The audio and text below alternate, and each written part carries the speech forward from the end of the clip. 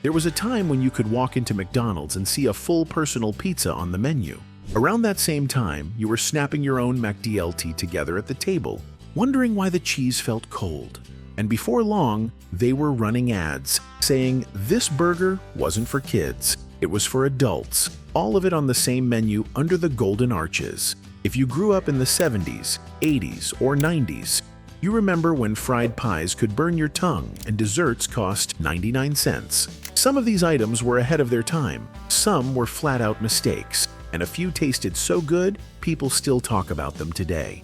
Let's see how many you remember. Pizza at McDonald's. That alone was enough to make you look twice. Pizza? McDonald's Pizza! McDonald's Pizza! By 1985, it was actually on the menu, not a slice. A full personal pizza with pepperoni or sausage, and by 1987, some locations even tested larger sizes. You ordered it out of curiosity, and then you stood there, 10 minutes, sometimes 15. That was unusual for McDonald's. You could see trays sliding across the counter while yours stayed in the oven. The flavor wasn't the issue, it was the wait.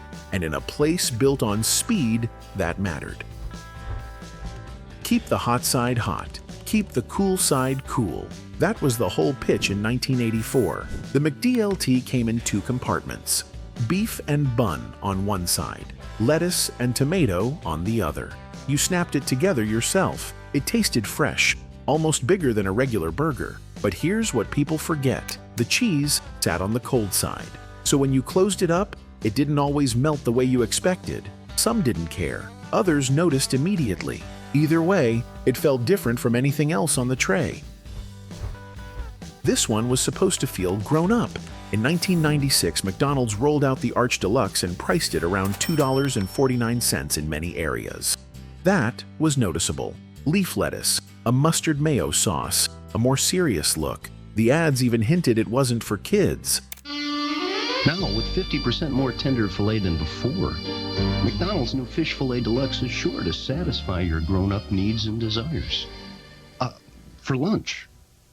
It's McDonald's with a grown-up taste. For a moment, it felt like McDonald's was trying something upscale. The marketing was everywhere. The reaction was quieter. And despite all that push, it never became a permanent fixture. You didn't need a fork, you didn't need a plate, you just needed a few napkins. Back then, the apple pie was deep fried, the crust blistered and crisp, the filling dangerously hot. Apple was the standard, but cherry had its loyal fans too. Bright red and even sweeter. In many places, it cost well under $1. You learned quickly not to bite too fast. In the early 90s, they switched to baked, and if you tasted the original, you know it was never quite the same after that. Not every burger came on a sesame seed bun.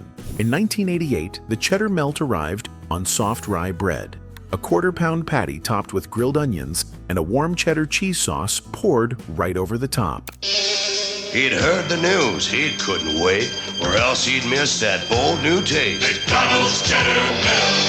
It was beef from McDonald's, a quarter pound on a toasted rye bun, but it won't stay around. McDonald's Cheddar Melt. It wasn't neat, it wasn't subtle, it was rich and messy in the best way. Some locations brought it back for short runs over the years, which tells you something. People remembered it, and if you ever had one, you probably still remember that first bite. By the late 90s, another burger stepped into the spotlight. The Big and Tasty arrived in 1997. Quarter-pound beef, lettuce, tomato, onion, everything assembled. No split packaging this time. It felt familiar, but simpler. No gimmicks. Just a solid, larger sandwich meant to compete with other chains. It stayed around long enough to feel normal, long enough that people got used to seeing it on the board, and then one day, it just wasn't there anymore. Before Chicken McNuggets became a permanent fixture, something else came first. In 1975, McDonald's tested onion nuggets, small battered pieces of fried onion, served in a box like bite-sized snacks. They were crisp on the outside, soft inside, and a little different from fries. Not everyone ordered them, but if you did, you remember that crunch. They were one of the chain's early experiments with shareable sides. Chicken eventually took over, and the onion version quietly faded into history. For a short moment in 1992, a burger carried the name of the biggest athlete in America.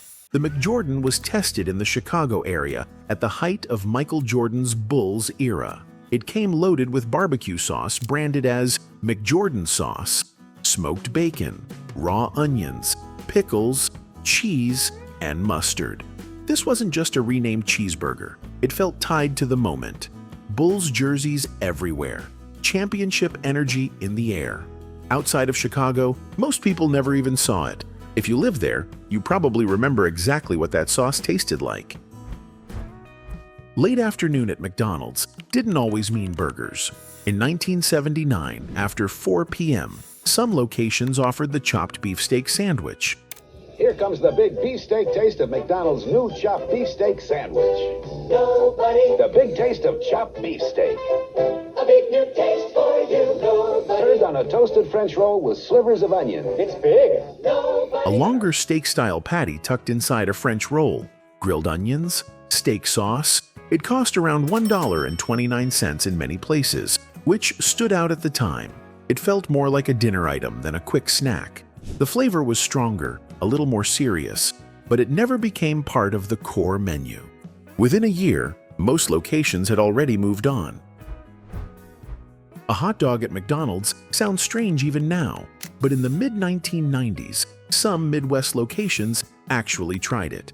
The McHotDog looked simple, a grilled dog in a standard bun with ketchup and mustard. Nothing fancy, no special sauce. Seeing it on the board next to Big Macs felt almost out of place. It never rolled out nationwide, and it never became a signature item. But the fact that it existed at all still surprises people today. Pasta and fries on the same tray. That really happened. In the late 1970s and early 80s, McSpaghetti showed up on select U.S. menus. A box of spaghetti with tomato sauce and meat handed to you across the same counter as your burgers.